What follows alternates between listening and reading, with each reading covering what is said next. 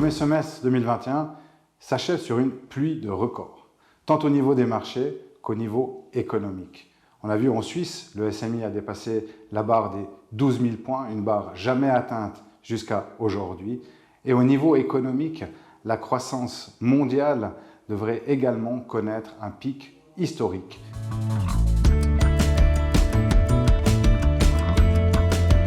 On a des banques centrales qui ont des politiques monétaires ultra accommodantes. On a une économie qui a quasiment gommé l'impact du Covid-19. On a des entreprises qui délivrent des résultats exceptionnels et on a surtout des programmes fiscaux qui viennent rajouter un petit peu de croissance.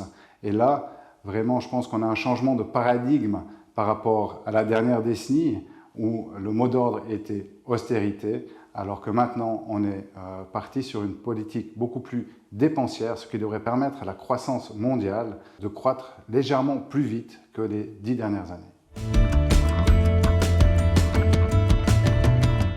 On sait que la Fed va gentiment retirer un petit peu de son soutien au marché. On sait que c'est un élément clé pour les marchés, un événement qui est craint par les marchés.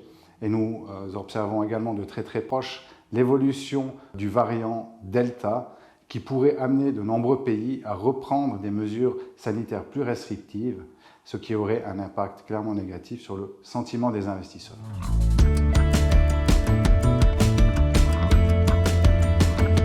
Alors, les crypto-monnaies ont énormément de volatilité depuis le début de l'année.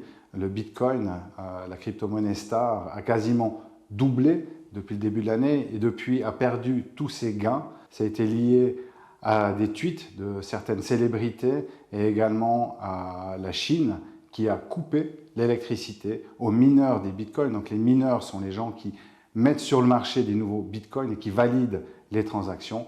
La Chine l'a fait pour des raisons environnementales, pour des raisons de contrôle des capitaux et aussi parce que la Banque centrale chinoise est la première banque centrale qui veut mettre sur le marché une propre monnaie digitale, le yuan digital, pour les JO d'hiver de l'année prochaine.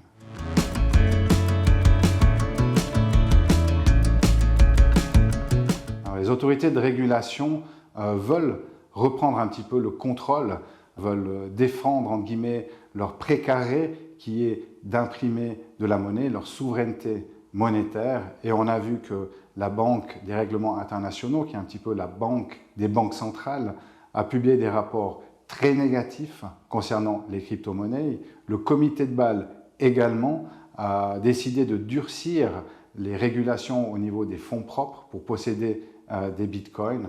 Et on voit donc que les taux se resserrent gentiment autour des crypto-monnaies et que les autorités monétaires veulent conserver cette prérogative.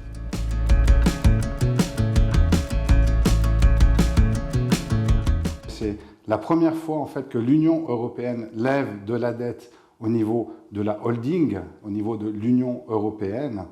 Et c'est la première fois en fait qu'on va vers une mutualisation de la dette, plus de solidarité budgétaire. Et c'est aussi historique parce qu'on change de philosophie, on part vers une philosophie beaucoup plus dépensière, on ne parle plus d'austérité.